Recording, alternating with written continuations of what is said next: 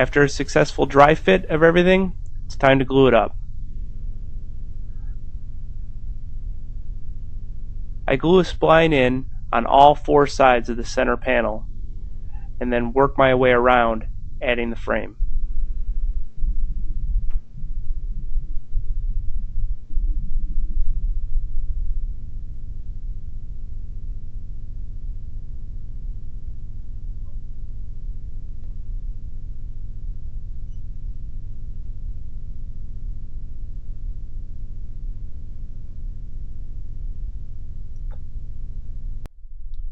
Adding the splines makes a really tight joint, but you get the added benefit that it keeps everything aligned during glue up.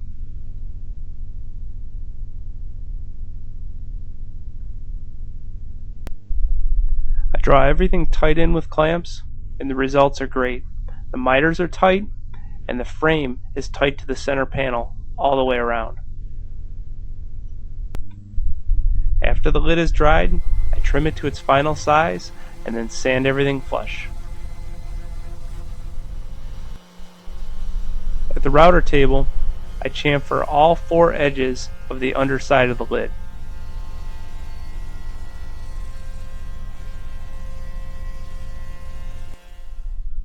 I really think this is a nice look. It makes the lid not appear so thick and creates an additional shadow line where the lid meets the box. The exposed spline joints are great too.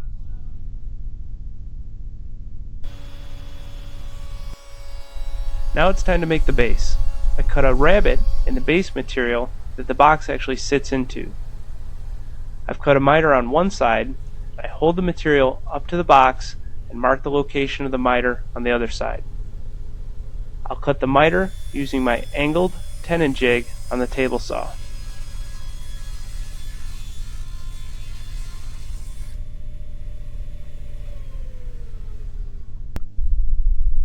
Work my way around the box until all the miters have been cut and do a successful dry fit.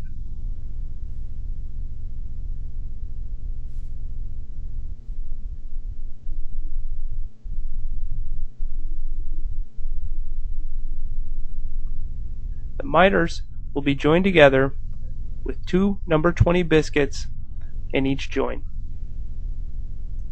I mark the location of the biscuits. I clamp the workpiece to the bench, cut the biscuits into the end of the board.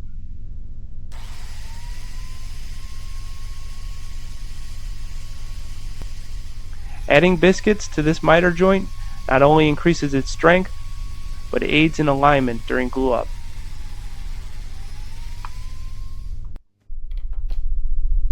Now it's time to make the arches in the base pieces. We're going to use a technique called pattern routing.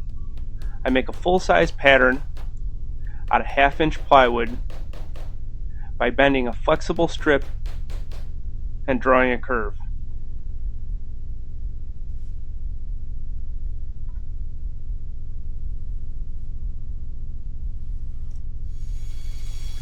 Cut out this pattern on the bandsaw, staying as close to the line as possible. After it's cut, I'll fair the curve using a flexible sanding strip.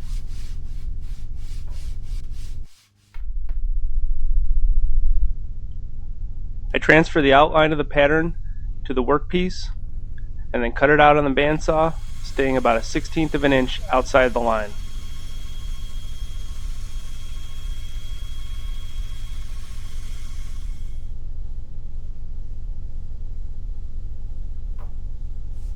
I temporarily adhere the pattern to the workpiece using double-sided tape.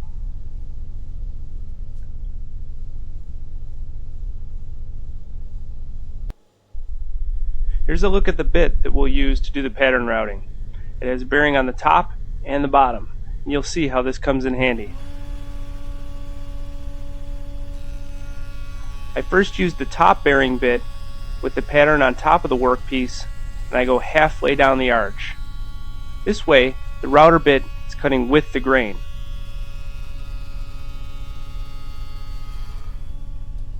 Stopping at the halfway point, flip the piece over, and now I have the pattern on the bottom, and I'll use the bottom bearing bit to ride against the pattern and cut the other half of the arch.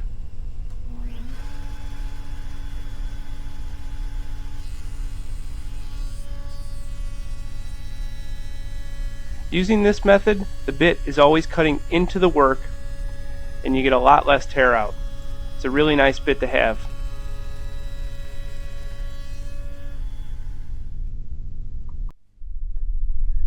Now it's time to assemble the base.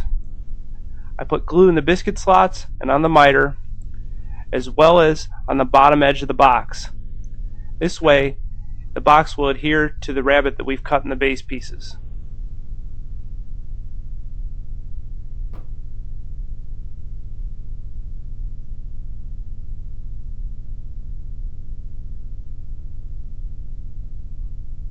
These corner clamps come in handy for holding things steady as I work my way around the box.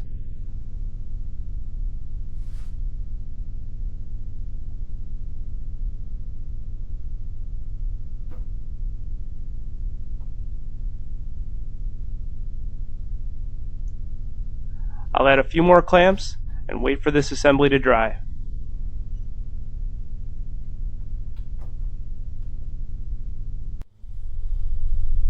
After the base is dry, it's time to add some corner blocks.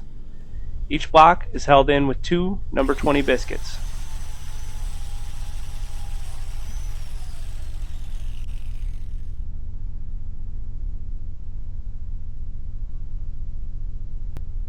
This corner block is a good place to add your maker's mark.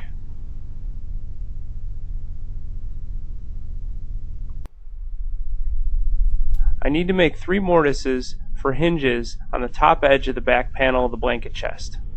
I'll do this by constructing a simple jig that will guide the router to cut the mortise.